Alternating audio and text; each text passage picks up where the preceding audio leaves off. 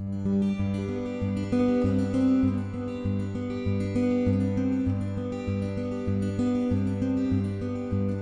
will read another question from the Q&A.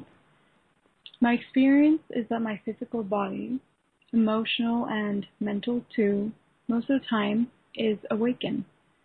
Isn't it possible for all our bodies to be awakened? Could you elaborate on embodiment?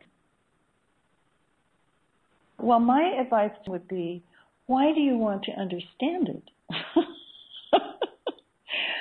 How do you think understanding all of the different bodies is going to help you move into oneness? This is the reason you don't move into oneness. This is the reason most men are afraid to move into oneness. I'll just speak plainly to the question. Is because you prefer the mental body to the direct experience of universality. It's an attachment. Men are attached to their minds. And it's a defense, because the defense holds you separate. The mental body, if you can keep it all on the mental plane, and you can move around on the mental plane and understand the different bodies and understand the hierarchies and understand the categories, if I could just understand all of it, then I would arrive home. That's bullshit. The only way you arrive home is by the direct experience of light. And so the answer to your question is, you don't need an answer to that question. You need to give up your attachment to the question and getting an answer to the question. That's it. You know, we can play with content as much as we want. And as human beings, we're fascinated by the content. Now listen to this very carefully, because this is a key spiritual understanding. You know, you can go into, let's talk about the emotional realms for a minute. You can go into a reaction, and you can be caught up in the story, the drama of what's going on for as long as you want. You can say, he shouldn't have done that, and she shouldn't have said that, and I'm more important than that, or that hurt my feelings. You can immerse yourself in the story for as long as you want, but that's playing on the field of human suffering. That's what the Buddha meant when he said, life is suffering. Suffering is caused by attachment. So we can be attached to the content of that story for as long as we want, for as many years, for as many lifetimes as we want. We can play on the field of human suffering.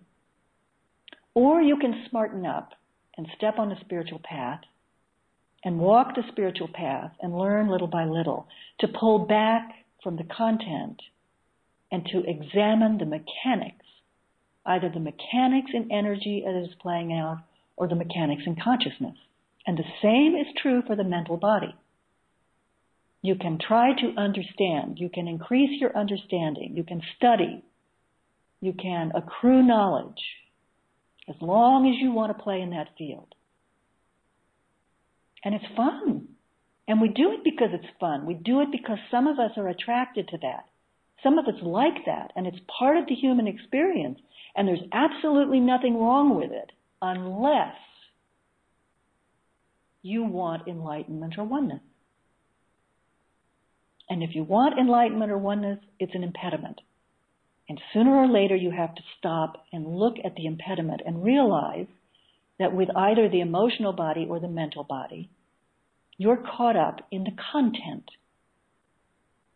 And there is a way to pull back from the content and observe the mechanism itself.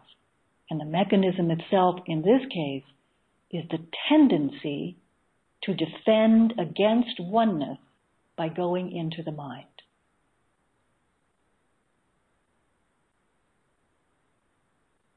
I rest my case. We don't do that. We don't do that. We cling to the human conditioning and we play on that field.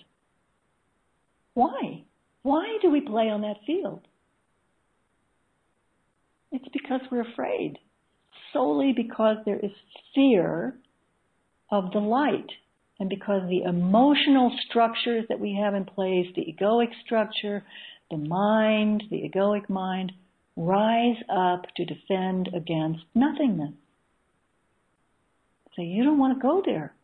Stay here and play in this field where it's safe. This is where you've been taught to play since you were a child.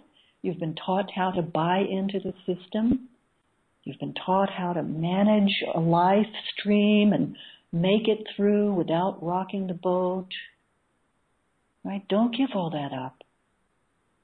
And I'm here to tell you, yes, give all that up. That's what's obscuring the experience 24/7 of light, of oneness.